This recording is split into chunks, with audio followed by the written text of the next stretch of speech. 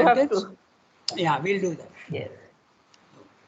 Man is a spirit, but a spirit that lives as a mental being in physical nature. He is, to his own self-consciousness, a mind in a physical body. So, essentially, man is divine. This is a teaching that may not be as clearly stated in many other religions and systems.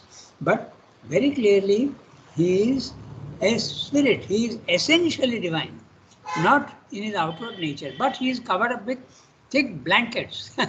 Okay, the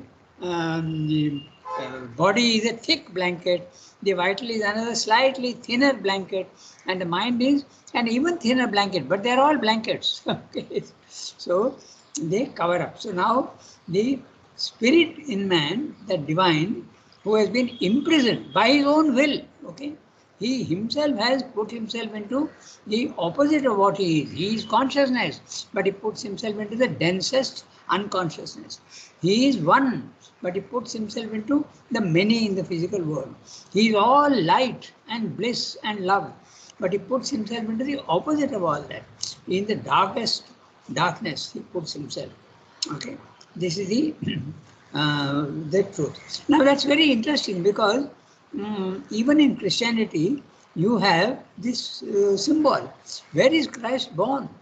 He is born in the humblest, okay, place. He is born in a manger. A manger is a vessel in which grass and straw is put for cattle to eat.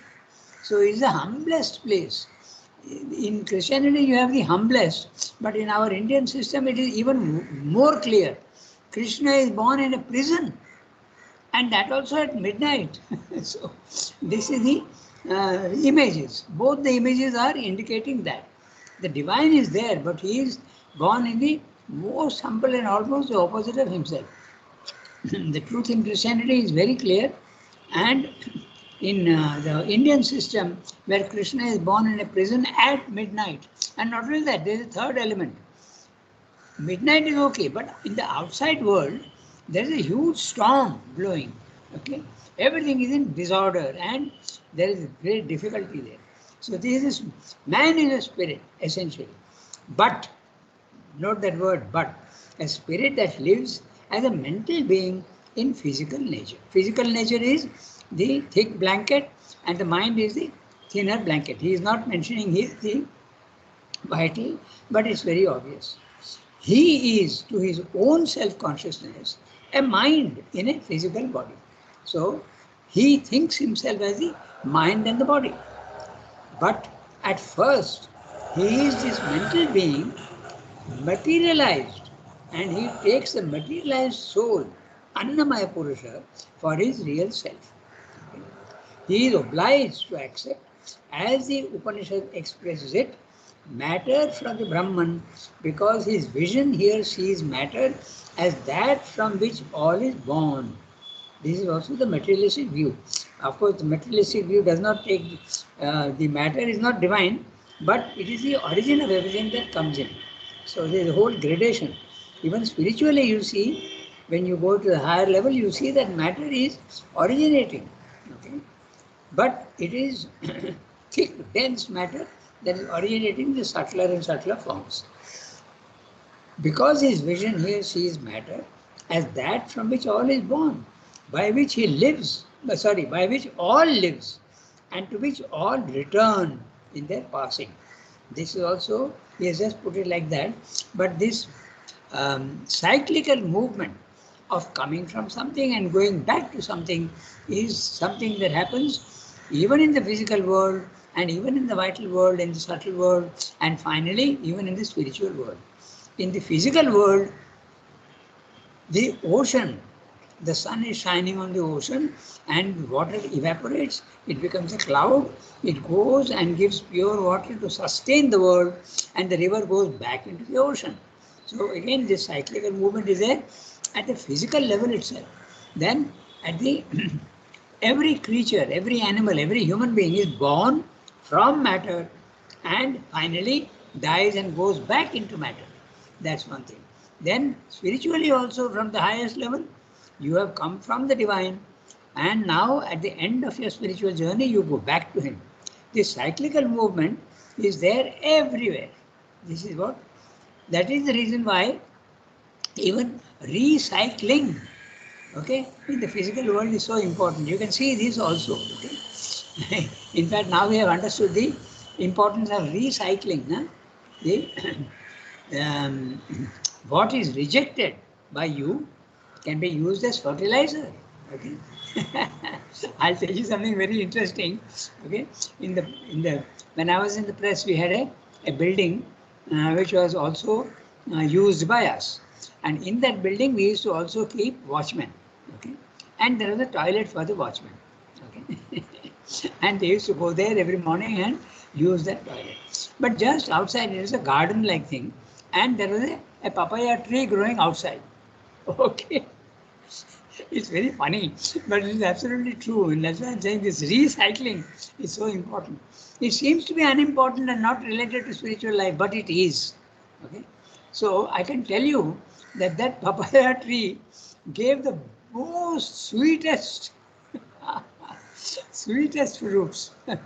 So, in fact, what you do, all farmers, they use the cow's urine and cow dung for fertilizing. Okay. This is the truth. And the Brihadaranyaka Upanishad mentions this right in the beginning. Okay. The universe is the horse. Its urine is coming down as rain. That's the image given. So this is so important, this recycling. Sremdas just mentioned it here. Sea is matter, and by which all lives, and to which all return in their passing. Okay, so nothing disappears. That is there also in the Gita. All these things we have to link, then our understanding becomes very. So nothing disappears, it is only recycled, and it goes from a gross level to a subtle level to the subtlest level and takes birth again. Okay? That's the thing. So I go to the next sentence. This, his natural highest concept of spirit, is an infinite, preferably an inconscient infinite, okay, inhabiting or pervading the material universe, which alone it really knows, and manifesting by the power of its presence all these forms around him. So, his natural highest concept, it's a very limited concept, but anyway it's his highest concept when he lives in the mind, because Sremda has spoken of it as mind. So when Sremda speaks of natural highest concept, it's not the spiritual concept that he is talking about. He is talking of the highest, note the word natural. Okay, that means you are still in the body-mind life. You might misunderstand if you pay too much attention to the highest concept and then you see inconscient infinite, you wonder what the hell is Sremda saying. How can his highest concept be inconscient infinite? He is a constant divine. But you must not miss the word natural. Natural means limited to his nature. Okay? So then it makes sense, na? It's interesting, just think about it. So important to see Sremda's every word. He never makes a statement which is so grossly puzzling to you. His natural highest concept, not his spiritual highest concept. His natural highest concept of spirit is an infinite, preferably an inconscient infinite. Preferably, that means you can have other ideas also when you are in the mind. If you are a believer, you will believe that it can be conscient infinite also. But if you are stuck in the mind, preferably you will, if you are a materialist, you will say it's an infinite, inconscient infinite, inhabiting or pervading the material universe, which alone it really knows, which is it, his highest concept or his nature, and manifesting by the power of its presence all these forms around him. His natural highest concept of himself, first of the spirit, now about himself. What does he think? His natural highest conception of himself is a vaguely conceived soul or spirit. We're not talking only of the materialist, but even if you are a believer, you have a very vague idea of what your soul or spirit is. Yes, yes, it is perfect, it's a divine, he is there. But you still think of him as a person. You think of the divine in anthropomorphic terms. In other words, you attribute all your human values to him. That's natural, because we don't know divine values, so we attribute our own values to him. Anthropomorphic. Okay? His natural highest conception of himself. Srila is speaking of spirit, now he is talking of himself. Is a vaguely conceived soul or spirit. A soul manifested only by the physical life's experiences, bound up with physical phenomena and forced on its dissolution, forced when on its dissolution at death to return to an automatic necessity to the vast indeterminateness of the infinite. So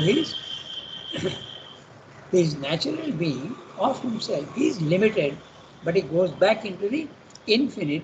And what is the nature of that infinite?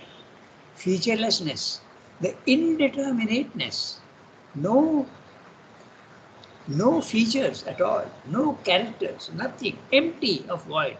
Okay, it is one pure infinite without any features, containing potentially all the finite forms. Okay, but because in the beginning every sentence is but. Okay, but because he has the power of self-development. Okay, man. Okay, he has the power of self-development, which in the animal the power of self-development is there, but it's not yet woken up. Okay, it is still very much sleeping. But in man, it is in the beginning sleeping, but he has the power to awaken it. Is it? But because he has the power of self-development, he can rise beyond these natural conceptions of his materialized soul, the soul that is trapped in matter.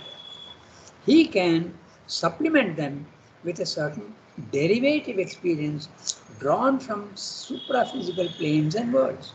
If he is lucky enough to have some experience of the subtler worlds, he can add to that anthropomorphic image. The Bible says God is imaged as man, okay, an extension of human qualities. Okay? So you can supplement them. Your first crude idea of God as a human being with infinite powers, infinite consciousness, you can supplement them with a certain derivative experience. Derivative, not full experience. Derivative experience, because in this spiritual field, you are in a far better position of knowledge than in the physical world, and yet it is not perfect here. That's why derivative experience drawn from supraphysical planes and worlds. Remember also again in a very general way, level 1, the physical world with mind, life and body. Level 2, the spiritual planes of consciousness which are subtle, but yet they have got their own limitations. The third level, in a very general way, the third level is the supermind, where all the contradictions and all the problems get solved. Okay? Above that also there is a Satchidananda, which we can't speak about, okay? Except to say that it is Sat, it is Chit, it is Shakti and it's Ananda. How do we know that if we can't go there? Because it reflects itself in the lower planes of consciousness. So by reflection, you come to know that. Okay. So, derivative. Now, I go to the next sentence. He can concentrate in mind and develop the mental, usually at the expense of the fullness of his vital and physical life. And in the end, the mind predominates and can open to the beyond. If you remember in the synthesis, okay, this also synthesis only. Right in the beginning, he speaks about the three powers. Okay, you remember the physical life, the mental life, and the spiritual life. So this is what he is again repeating in a different way. If you identify yourself with your mind, you can rise and develop your mind. And the mind also goes into the spiritual planes of consciousness, also it is mind. Mind is there even at the lower level, but it is heavily covered up by matter and vital. But as you rise in consciousness, matter is not there in the subtler planes. It is there, but in a very subtle form, and vital also is there in a very subtle form, and you can use the mind which becomes apparent to you at that level. So he can concentrate in mind and develop the mental part of his being, usually at the expense of the fullness of his vital and physical life. If you remember the sentence, he says that those who are absolutely healthy, they live at the physical level. And those who are at the mental level, usually the health is not that good. And it's absolutely a fact we know now that if you are a very mental being and you are using your mind even for your profession, if you are an IT programmer, okay, and you are in business, you are using your mind and you are also occupied, your health will suffer a little. In fact, all these new diseases that are coming up, okay, the anxiety complex and the burnout, what they call earlier, all these things because you are concentrating too much on the mind. That's the whole problem. So, usually at the expense of his fullness of his vital and physical life. So, if there's not saying you get bad health, but fullness is not there. Okay? And in the end, the mind. Excuse me. Yeah, tell me.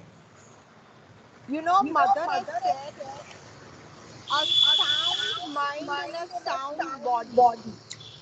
That's the aim. So, what the IT people are doing is they have no physical education, no physical workout, only mental all the time. That's right. And that is the reason. But if there is a balance between doing some physical activity and then doing mental, then there is a balance and a harmony. That's exactly what he's going to tell you. But in the beginning, it's not like that. No? If you're paying too much attention only to the mind, then there's a disbalance. That's it. That is the aim. Okay, that's the aim. But in many other systems, like the ascetic discipline, the Mayavada, they don't care for the body. Don't forget that. It is only Srimdos and mothers integral yoga that wants to include the body and the vital also. Okay, don't forget that. He is now talking of the general, he is not talking of his own. Okay, so he says he can concentrate in mind and develop the mental part of his being, usually at the expense of his fullness of his vital and physical life. And in the end, the mind predominates and can open to the beyond. He can concentrate this self-liberating mind on the spirit. Then you get the experience of the self, the Atman, the Brahman consciousness. Here too, usually, in the process, he turns away more and more from his full mental and physical life. That's exactly what he's saying. Those who go to spiritual level, it is so convincing that that's a really important thing. The physical body and your vital have no importance at all. It's absolutely gross matter. So you give away. And there also he is being very clear. He turns away more and more. So there are gradations. The Buddhist and the Mayavadin, they turn away absolutely.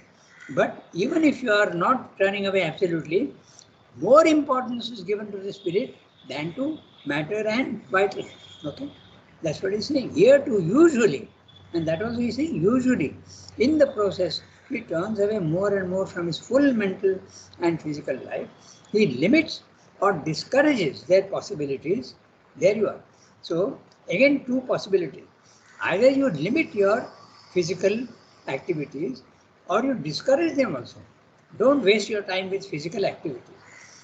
Their possibilities as much as his material foundation nature will allow him. It depends. If sometimes your nature may not allow you. It will allow you if you are sufficiently independent and you don't need to live on the earnings of a profession. Then that you don't need to depend at all on that. But if you have to depend on your earnings, then nature is not going to allow you to give up the physical body. That's what he's saying. Okay. As much as his material foundation in nature will allow him, may not allow him. In the end, his spiritual life predominates, destroys his earthward tendency, and breaks its ties and limitations. This is usually what happens. Okay? That's what he's saying. Destroys his earthward tendency and breaks its ties and limitations. Spiritualized, he places his real existence beyond, in other words, in the subtler words, in the heavens of the vital or mental plane. So, in the heavens of the vital, there is the Janaloka, then there is the Brahmaloka, then there is all these worlds are there. Okay? Then there is the Ananda Loka, all these worlds are there, and you settle on those worlds and you want to live there forever. Okay? That's one choice that the soul has. Regard spiritualized, when he is spiritualized, he places his real existence beyond, in other words, in the heavens of the vital or mental plane. He begins to regard life on earth as a painful or troublesome incident or passage. Srinath is describing not his own yoga, he is describing what usually happens. Some incident or passage in which he can never arrive at any full enjoyment of his inner ideal self, his spiritual essence. If he gets stuck in the subtler planes, he can never fulfill himself fully. That's what Srinath is saying. And in the physical world, it's impossible for him to never arrive at any full enjoyment of his inner ideal self, his spiritual essence. Moreover, his highest conception of the self or spirit is apt to be more or less quietistic, not dynamic. That's usually what happens. You want to live in the calm, quiet peace of the subtler levels of existence. We don't want to live in the physical world with all its trouble and storms. For, as we have seen, it is its static infinity alone, the silence, the peace, that he can entirely experience, the still freedom of Purusha, unlimited by Prakriti, the soul standing back from nature. Okay. So, Purusha has completely withdrawn itself from Prakriti, and the soul stands back from nature and becomes a witness self. This is the experience of the mental world, which happened to him also. There may come, indeed, some divine dynamic manifestation in him. Okay? You may rise to a slightly higher level, and then you see that power is coming in.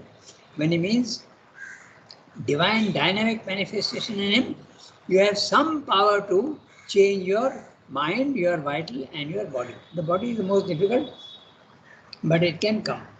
There are grades of power. Okay? It's interesting. And although I don't like to refer to that man, but he, as an illustration, is very good. Because that Sadguru, okay, that Sadguru, when he had first the experience of the silent Brahman, he thought it was 5 minutes, but he found it is 2 hours. And he did not know who he was. He had become in the cosmic consciousness. But when he came back, okay, his health suffered like hell, because the lower part of his being was not ready. And he says that for 2-3 years, he almost died. Okay? That's what Srinath is saying, at the expense of the physical life. So he had to be nursed by some people who were attracted to him, and he regained his health slowly. And then when that happened, okay, then he is getting a little bit of power also. I'm using all his life because it's very, very illustrative of this thing. Then he found that he has a little bit of power. I think I told you also that, no? One day he was in a garden. He had an orchard. His father also was a doctor, and he had an orchard. And he's looking at a mango tree, and he feels that, oh, it would be nice to have that mango. And that mango fell. So he was surprised. And then he said, okay, maybe there's a power there. So he wished that another mango fall, and it fell. And he repeated his experience 15 times, and every time the mango fell. Then he knows that there's a bit of power. Now that's exactly what Srinath is saying. Some divine dynamic manifestation in him. he realized that even in the spiritual planes of consciousness, a little bit of power can come. Now, it doesn't need much power to bring down a mango, okay? It's far, far different from bringing down the divine consciousness into you. So, Sremda is very clear. See, look at the words. Some divine dynamic manifestation, some amount of power comes into you. But it cannot rise entirely above the heavy limitations of the physical nature. The peace of the silent and passive self is more easily attainable, and he can more easily and fully hold it. He can hold the peace. Too difficult for him is the bliss of an infinite activity. The activities in the physical world, so that usually the capacity is not there. It is very difficult. The dynamics of an immeasurable power. And when do you get that immeasurable power in the physical world? When you rise to the third level of the supermind, which he did not do. Okay. So this is what he's saying. So very clear, Sridhar is describing usually what happens, because remember the discussion that we are having, the ladder of self-transcendence. You are going from the physical to the vital to the spiritual planes. And Sridhar is describing what happens usually when you are transcending the level 1. That's what Sridhar is. So, very clear what he's saying. He is describing in general. Um, Yasmin was talking about the perfect harmony of body, mind, life, but that idea and that execution is there only in the integral yoga, not in the usual. Okay? So, of course, Sremda wants a perfect body and a perfect vital and a perfect mind, but that's very difficult to get. But that's the ideal now. That is what the next stage of evolution will take you to. So, let's read the next para. We have time. Excuse me. Yes, go ahead. You know, when Sri Aurobindo attained the Brahman or the silent mind, Okay. did he also have a setback of some physical problem in the life, or he didn't? I'm not conscious of it, but one thing is there. He was doing pranayama, okay, for long periods, sometimes hours he was doing when he was in Baroda. But when he went to Bengal for the revolutionary work, he stopped his pranayama and he says that he almost died. So the power to manipulate his body came back to him in Pondicherry. Okay, when he was in Pondicherry, he started getting the power slowly, okay, to manipulate even his and get control over the body. If you remember that example which I gave you, you have to collate all these little incidents to understand fully what he is saying. One day, Champaklal saw that his eyes is red. I've told you this before. And Srirendra said, you come back in 2 hours and see. So when he came back in 2 hours, the eye was absolutely white. The hemorrhage in the eye had gone. In other words, he has the power to do that. It's 2 hours for him to do it. So power comes, but in the beginning, when he was in Bengal, his body did suffer. Okay. So that's the answer to your question. But while he was in Baroda, if he had illness or not, there is no record of that. At least I have not read about it. But when he was in Bengal, he had given up his Baroda job. Actually, he took a long leave. He took a long leave from Baroda, and when he came to Bengal, he fell ill. Okay. And he attributes that to not doing the pranayama. Okay, that's there. So, Rangada, in yes, Pondicherry also he was doing pranayam, no, 18 hours a day I'm in not aware of. playground. I'm not aware of that. In playground upstairs room where he was staying, he used to walk. Playground. The room in playground where he was staying upstairs. Huh? Guest house. In the playground, he was staying upstairs. Guest house above Paruldi, where Paruldi and Bhattira is staying. Oh, not playground, guest house. Okay. Yeah, so Yeah, guest house. So there, during that period, he used to walk up and down in that Walking room up to. and down. Yeah, but No, no, not. no. He used to do walking pranayam and walk up to the balcony and back. Um I for would, hours. Gitanjali, I would Yes. say that he was doing concentration and not pranayama. He was He doing had what? given a pranayama in Bengal itself, but he was doing concentration. And that concentration continued even when he was in the guest, not in the guest house, but when they left the guest house and went to the ashram. Okay, first prosperity house and then the meditation house. So he was doing Maybe walking. I will check with the. I think in Srinivas Iyengar's biography, he has mentioned that he was doing this Nadi Shuddhi Okay. pranayam. Yeah, Nadi Shuddhi is not pranayama necessarily. Okay, not necessarily. And besides, let me tell you that our archives department has found about 100 errors in Srinivas Iyengar's book, and those errors have been corrected. Okay, Okay. I should mention that. Okay? So, as far as I know, he was because when he was in Pondicherry, remember that his work, what was his work? He has to bring down the supermind. When he was in Bengal in the jail, he knew that his work now is to bring down the supermind. Why? Because Vivekananda had come to him and told him all about the supermind. Okay? So that he knew that this is the work to be done. He didn't have the experience, but when he came to Pondicherry, that was the work he was engaged in. Okay, so I don't Okay. think. I just want that reference, Rangada, when he writes about automatic writing. He says, I think he says that when he was doing this pranayam, he would just sit and the words would come. That's what I'm saying. That happened in Bengal, not in Pondicherry. Okay. Yeah, he does mention that. Yeah, that he fell ill. Okay, that's right, and seriously ill. He says he uses the word. It almost carried me off. That's what he said. I think, hello, Tell me. I think he did automatic writing even when he was there in Pondicherry, more as an experiment. And they even wanted to take out a book on his automatic writing. But He then refused. he said, no, That's don't right. do that. Exactly. Not So only even that. Pondi, he did automatic writing, but it was just for his own knowledge or whatever. Yes, it's an experiment because he was exploring all the possibilities. Okay?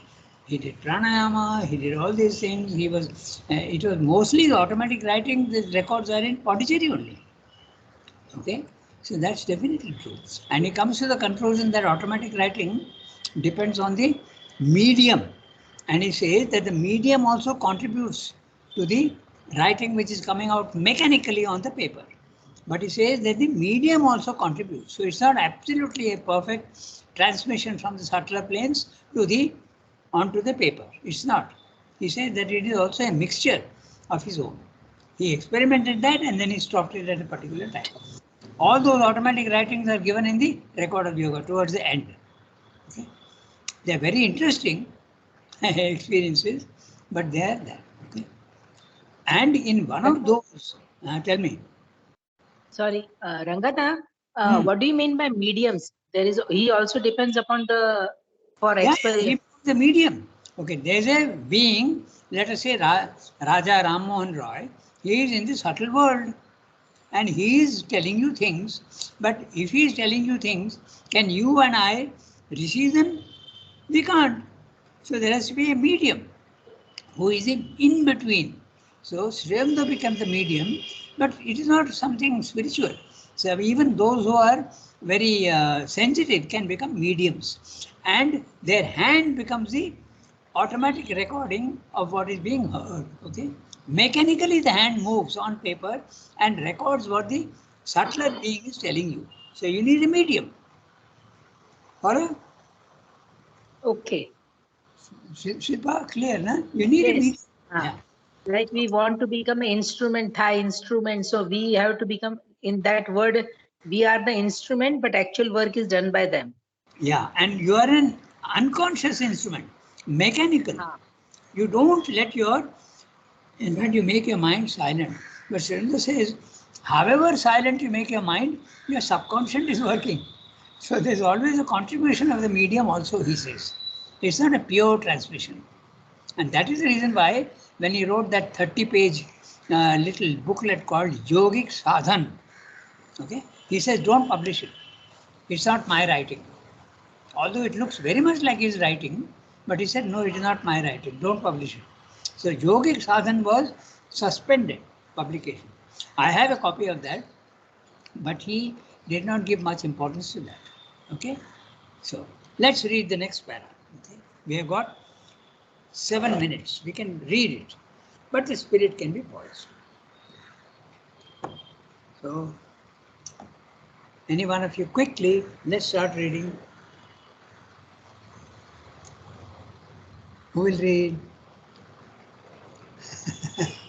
Okay, nobody is coming forward. Yasmin, you'll read? Yes, I'm ever ready. Okay, go ahead. But the spirit can be poised. But the spirit can be poised in the principle of life, not in matter. The spirit so founded becomes the vital self of a vital world, the life soul of a life energy in the reign of a consciously dynamic nature. Absorbed in the experiences of the power and play of a conscious life, it is dominated by desire, activity, and passion of the Rajasic principle proper to the vital existence. In the individual, this spirit becomes a vital soul, Pranamaya Purusha, in whose nature the life energies tyrannize over the mental and physical principles. The physical element in a vital world readily shapes its activities and formations in response to desire and its imaginations.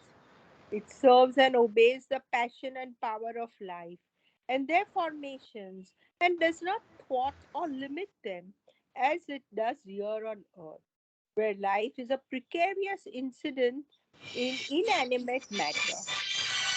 The mental element. I'll get back to you, just 1 minute. Yes, Ruksar, I'll call you in 15 minutes. I'm in a class, okay? I'll call you. Yeah, tell me. We continue to read. The mental element too is molded and limited by the life power, obeys it and helps only to enrich and fulfill the urge of its desires and the energy of its impulses. This vital soul lives in a vital body composed of a substance much subtler than physical matter. It is a substance surcharged with conscious energy, capable of much more powerful perceptions, capacities, sense activities than any that the gross atomic elements of earth matter can offer. Man too has in himself, behind his physical being, subliminal to it, unseen and unknown, but very close to it, and forming with it the most natural active part of his existence. This vital soul, the vital nature, and this vital body, a whole vital plane connected with the life world or desire world, is hidden in us, a secret consciousness in which life and desire find their untrampled play and their easy self expression, and from there throw their influences and formations on our outer life. So the chapter is a ladder of self-transcendence. So Srimad is starting from the rock bottom. He has told you what a material man can do. Even a material man can use his mind, okay, and rise to the higher levels of consciousness. It is possible. But he is now describing the vital man. So, and he is saying very clearly, Annamaya Purusha and Pranamaya Purusha. One has to give full value to these words. Annamaya Purusha is the subtle being in you. Okay, it's a consciousness. It's a person. The personal aspect of the is the Annamaya Purusha. So when you are in that consciousness, you are mostly materialistic, and matter has the last say in everything you do. Okay? It controls your being entirely. But when you are in this vital world, he is saying you become the Pranamaya Purusha. So sometimes when a human being is very vitalistic, okay, I won't give you examples because you have to work it out yourself. But in the ashram, we have had many examples. Full of vitality and energy and very, very active. They are more in the vital world. Okay, their stance, their main is in the vital world. And Swami is describing what the vital world is. Completely dominated by desire and power. Okay, so there are people like that. Okay, so that's what he's saying. Then finally, we will go to the mental world, the Manomaya Purusha. He's describing slowly one by one. So it's now 8:33, which means that we have only 2 minutes. So I propose that we will take this up next time.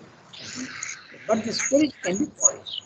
So if there are any questions for in 2 minutes, we can have that. Okay. So otherwise, Sunki, you have your work cut out. Okay. So recording. Yeah. Somebody Page 4. is very ambitious. Huh. Then would you say that he's a vital man? Huh. Would you term him like, say, Narendra Modi? Is he a vital man because he's constantly on the move and he has so many desires to do this, do that, do that? Yes, I would think so. I think he lives more in the vital. Absolutely. He worked, but he has got idealism also. But those ideas, so everybody is saying even if you're in a material world, you can develop your mind. So it is not that the other things are not there, but mainly you are either tamasic or you are rajasic or you are sattvic. So even if you are at the tamasic level, at the physical level, you can develop your sattva. But if you are more in the vital world also, it's not that you are not in the mind and the body. But Modi is a very good example of what you are saying. He is full of energy. He works 16 hours a day. And not only he works, but he makes others also work. If you hear Jaishankar, who is the foreign minister, and Jaishankar says that you have to keep pace with him. He himself also, when they go abroad, they sleep in the plane and continue to. When they go there in 2 days, sometimes they have 10, 15 meetings with everybody. Okay, so that's exactly. You have a tremendous capacity for action. That's right. Exactly. I think it's a good idea example. But there were people also like that in the ashram also, full of vigor. Okay, and very, very active. But that doesn't mean to say that you are only a vital being. Okay, but mainly you are stationed in the vital. That's what he said. Okay, so 8:35. So I bid all of you au revoir and Merci have a beaucoup. nice day. Thank you, Rangada. Okay, and we see you tomorrow for lessons on the